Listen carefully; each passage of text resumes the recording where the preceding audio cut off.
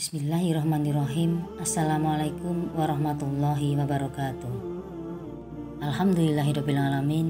Puji syukur selalu kita panjatkan kehadirat Allah Subhanahu wa Ta'ala yang telah memberikan kenikmatan yang luar biasa kepada kita berupa iman, Islam, kesehatan, dan kesempatan bertemu bulan Ramadan tahun ini. Semoga sholawat dan salam senantiasa diselimpahkan kepada Nabi Muhammad Shallallahu Alaihi Wasallam, sahabat dan pengikutnya sampai akhir zaman, dan semoga kita termasuk umat yang mendapatkan syafaatnya di hari akhir. Amin ya robbal alamin. Bapak, Ibu, dan saudara-saudaraku yang dirahmati Allah Subhanahu wa Ta'ala, perkenankanlah saya memberikan beberapa informasi terkait pola makan dan puasa.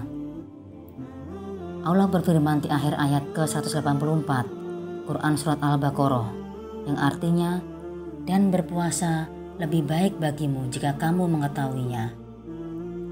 Allah Subhanahu wa Ta'ala tidak akan mewajibkan suatu perkara kecuali ada manfaat yang besar. Banyak manfaat puasa yang banyak dipublikasikan berdasarkan penelitian ahli kesehatan dan gizi. Di antaranya adalah tubuh melakukan proses detoksifikasi secara optimal, sel-sel dalam organ tubuh melakukan regenerasi dengan baik, dan memperkuat sistem kekebalan tubuh, dan masih banyak lagi manfaat-manfaat penting dari puasa. Mungkin kita pernah berbincang-bincang dengan saudara-saudara kita dampak yang langsung dirasakan ketika dan sedang melaksanakan puasa Ramadan. Ada yang mengatakan berat badan turun, namun ada juga yang mengatakan berat badannya justru naik.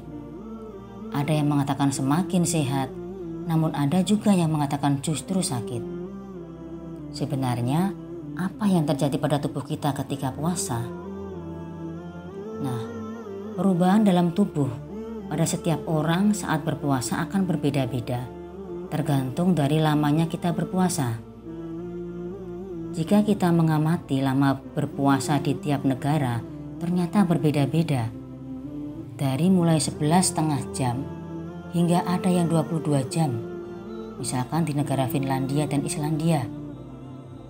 Sedangkan lama puasa di Indonesia sekitar 13 jam. Pada kondisi normal, glukosa sebagai sumber energi tubuh disimpan di otot dan liver sebagai sumber energi utama.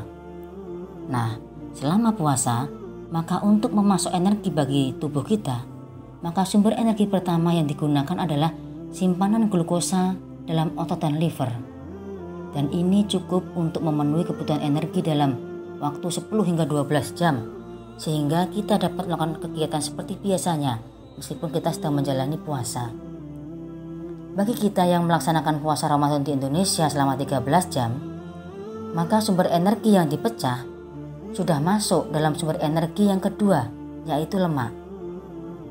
Nah, penggunaan lemak ini sangat bermanfaat dalam penurunan berat badan sekaligus penurunan kolesterol darah yang menyebabkan kontrol diabetes yang lebih baik, menurunkan tekanan darah, menghindarkan seseorang dari berbagai macam penyakit metabolik seperti obesitas, penyakit jantung koroner, dan stroke. Jika kita berpuasa di daerah yang lama puasanya lebih dari 18 jam, maka sumber energi yang dipecah sudah masuk pada sumber energi yang ketiga, yaitu protein.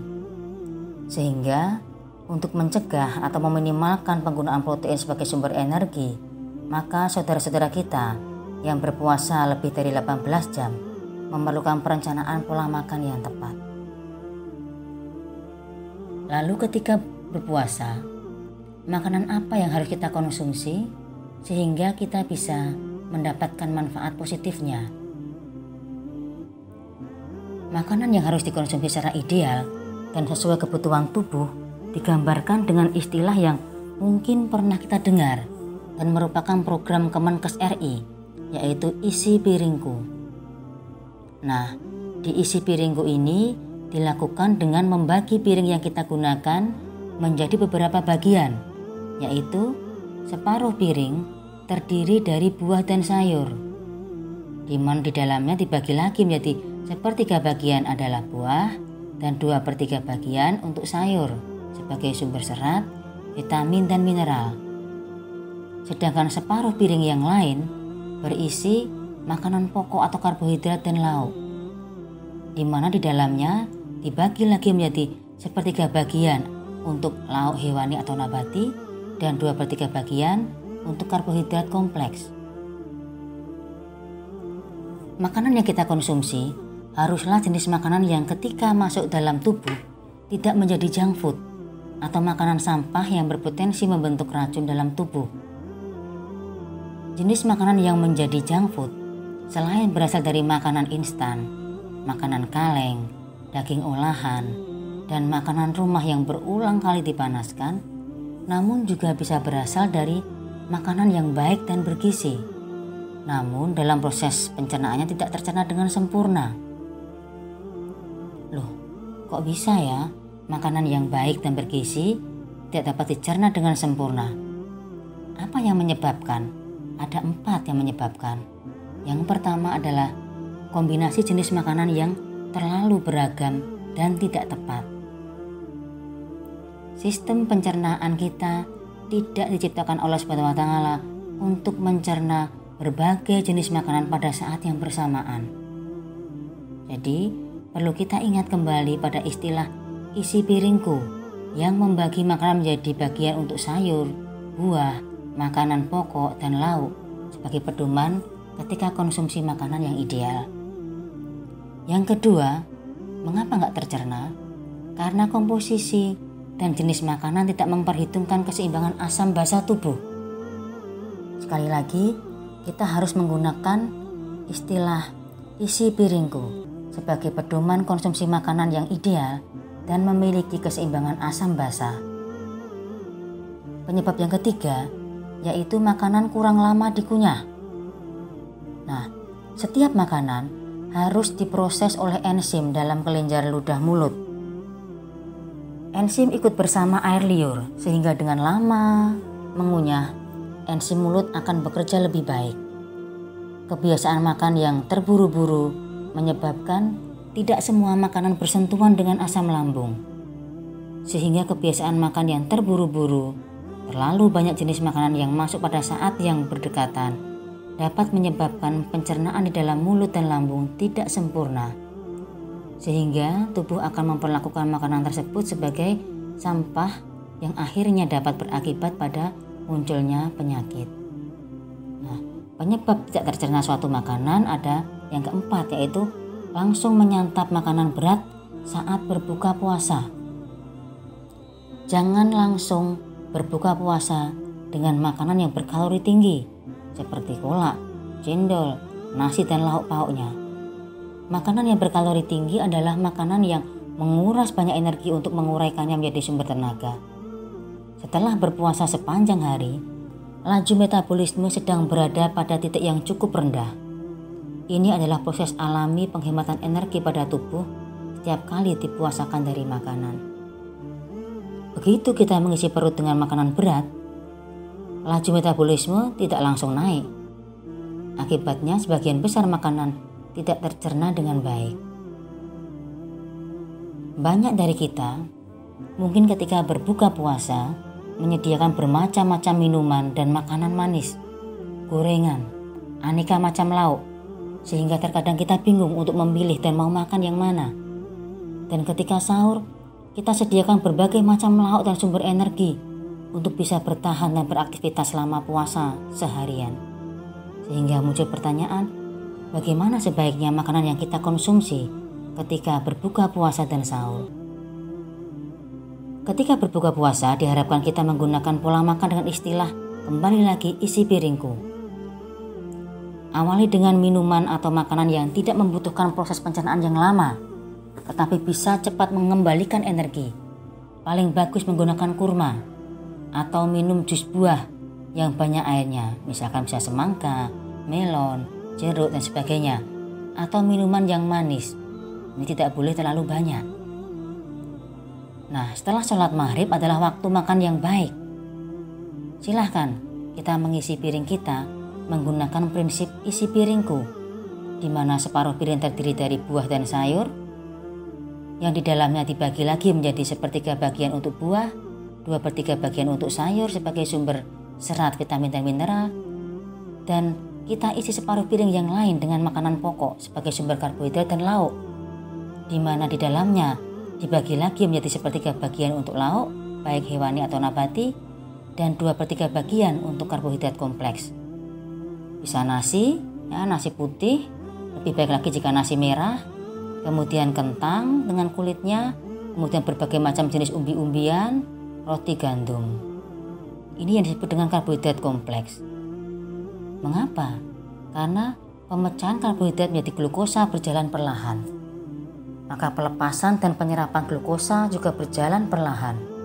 Sehingga sampai sahur tetap terjaga kestabilan kadar glukosa dalam tubuh. Tidak ada lonjakan kadar glukosa dalam tubuh yang bisa berdampak negatif bagi kesehatan. Kurangi gorengan karena berakibat pada meningkatnya asam lambung bagi yang sensitif, tenggorokan gatal, sembelit, bahkan meningkatkan kolesterol. Tidak mengkonsumsi makanan yang asam dan terlalu pedas karena akan memicu asam lambung, dan silahkan perbanyak minum. Mungkin dari buka sampai malam kurang lebih sekitar 4-5 gelas.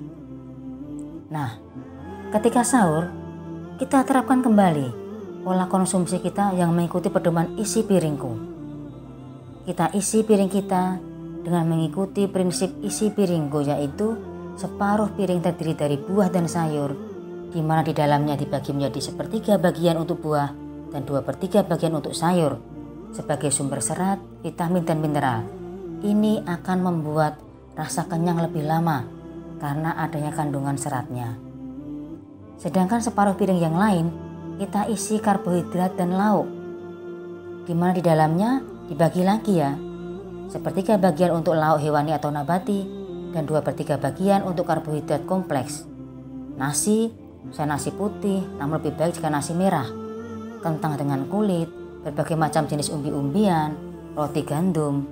Sama alasannya, karena pemecahan karbohidrat menjadi glukosa berjalan perlahan pada karbohidrat kompleks, sehingga pelepasan dan penyerapan glukosa juga berjalan perlahan, sehingga sampai buka tetap terjaga kestabilan kadar glukosa dalam tubuh, yang berefek kita tidak merasa lemas selama menjalani puasa.